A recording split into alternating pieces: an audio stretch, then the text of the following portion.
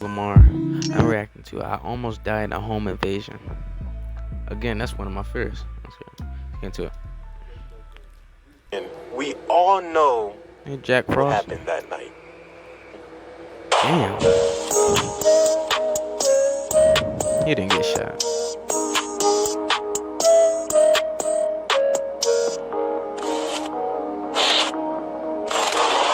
Before I get into this, I just want to say my parents did a really good job at putting a roof over my sibling and I's heads, making sure we had food to eat, clothes to wear, and dreams to chase.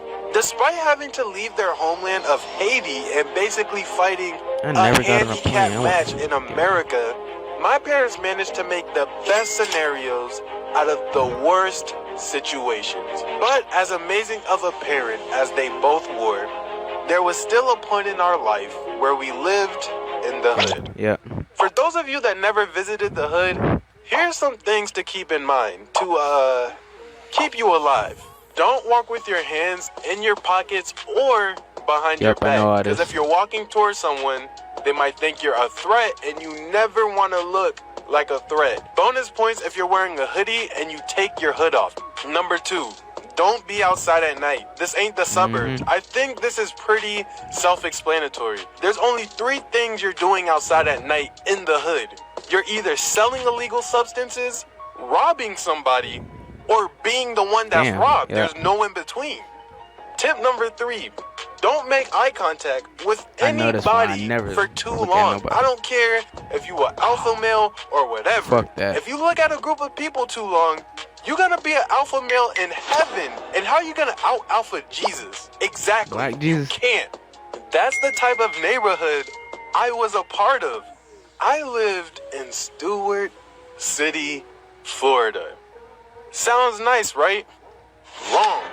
Let me give you guys a statistic. The typical U.S. crime rate in 2006 was 469 crimes per 100,000 people in the U.S.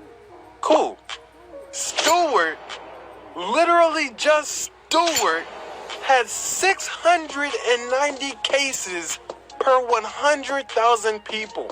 Just an extra 230 criminals in one area. So now that you have a proper understanding of where I stayed at, let me tell you why we left. One day, my family's home, and we're all just enjoying ourselves, playing games with my brother. My mom is probably braiding my sister's hair on the chair. My dad was probably on the couch eating grillon or something like that. What y'all know about that Haitian grillon that comes in those like white to-go boxes? That sound nasty as hell. I don't remember all that well what was going on because I was like 6. So this is how I remember it.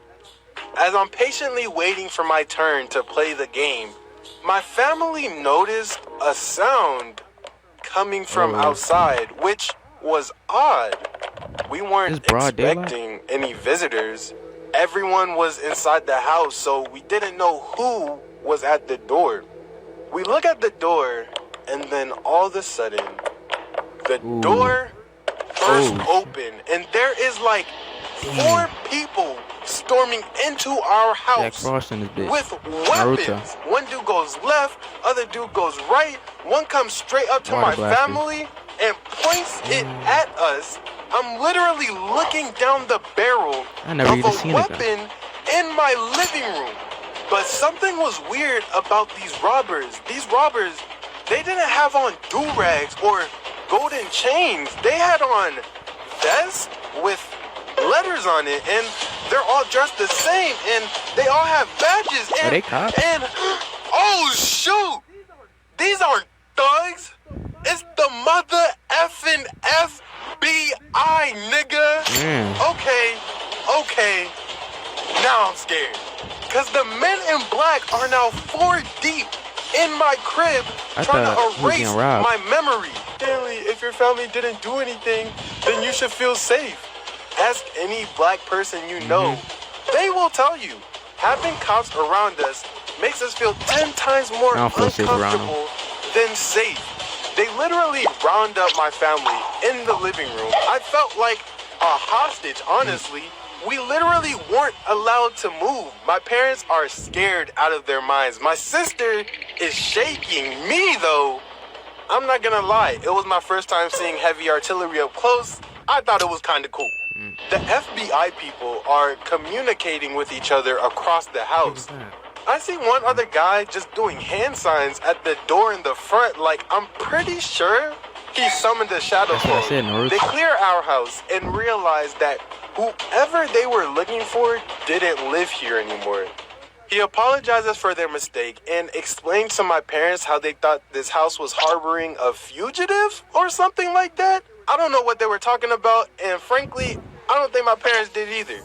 I'm just grateful that this happened during the day, because imagine the same scenario at night. My foreign parents asleep who are still learning about America and English. The cops at our door just bust in, break into our house, and of course my mom and dad would try to protect us from whatever and whoever just broke in. Clickbait. But because of how dark it would have been, and because the police would claim self-defense, we all know what could have happened that night.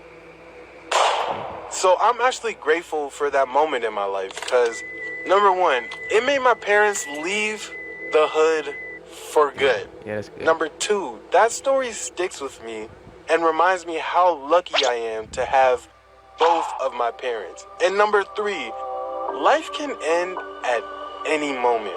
It was literally a normal day for us. But if the cops would have waited 4 more hours to raid our house, I probably wouldn't be telling this story. Dang. I don't know. It's just something to think about. Luckily, it did happen in the middle of the day, though. And the only thing that scary moment left me with was a fire story to tell y'all. Like, the cup is half full. You know what I'm saying? Plus, how much people can say that the FBI came to their house and they left their house unharmed? Like, I'm as hood as it gets. Like, it doesn't get more hood than me. Best believe, when I went to school the next day, I strutted through the hallway like I just defeated 10 government secret agents. My street cred is through the roof right now. Like, if somebody would have bumped into me that next day, bruh, I would have been like, yo, do you know who I am? Like, I'm the guy who sent 4 FBI agents running. Watch a step. Respectfully. I was stupid. Anywho, my name is Stanley Animations. I hope you guys enjoyed hearing about me living in the hood. If y'all want a part 2, shoot, just let me know, and I got y'all. I got so many hood stories. It's ridiculous. Anywho, make sure y'all like. Alright, that was fucking crazy. So that was a 10 out of 10. Without further ado, like, subscribe, and all this.